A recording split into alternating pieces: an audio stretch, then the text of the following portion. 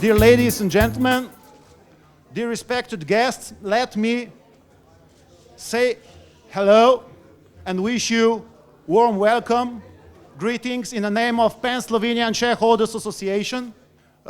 We are very proud that have an opportunity to organize world's largest meeting of investors and shareholders representatives in Ljubljana, Slovenia. It is a great honor and privilege to be able to address such an important gathering as it is here tonight. I think this conference and the fair after tomorrow, they are dealing with important questions, important topics, and I thank to the organizations which participate here, the Pan-Slovene Shareholders Association, the European Federation of Finance Services Users, the World Federation of Investors, and the Euro shareholders. Foreign investment, yes or not? The question always is how to handle it, what contracts to make, how to agree or not, whom to invite, with whom to work. But in our case, I must say frankly that foreigners, foreign companies, foreign capital, foreign investment were not as welcome as they should be. And I'm quite confident about the important decisions that the government will make tomorrow. And this is basically what I want to tell you about. There were three important pieces of legislation. One are some changes in the tax legislation, which will not be in the government tomorrow, but will be probably next week.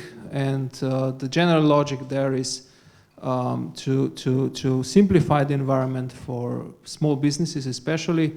On the other hand, to close some of the loopholes that we have in the tax system that actually give unnecessary allowances or give unnecessary possibilities to avoid or diminish for tax planning, let's say, and so on. Then the other package which is important is the law on Slovene sovereign holding.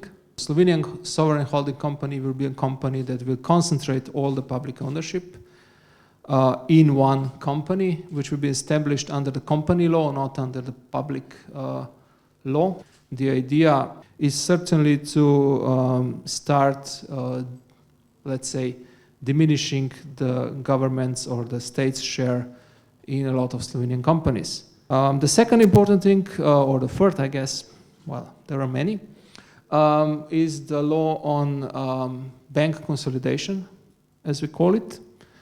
And the importance of this law is that it sets up, again, a company for resolution of bad assets that have accumulated in the banks during the last 4 or 3 years in the crisis. So we think that is the best possible way to tackle the main economic problem, I think, in these times for Slovenia, which is the credit crunch, basically. Let me also add that, of course, for the reforms, successful reforms, a political price will be paid anyhow. The political price was paid in Germany and in Austria, just to mention 2 countries which started reforming several years ago. I knew at that time Chancellor Schroeder. I knew very well, he's a friend of mine, Chancellor Schüssel, Wolfgang Schüssel. They started the reforms. And definitely, Schüssel was pretty much aware that he might lose the next election. He lost it. Schroeder also lost it. But Germany and Austria are on a good track, thanks to the reforms which were then undertaken. Your presence here, this conference, and this exposition after tomorrow, it will improve our knowledge. That's why it is so important.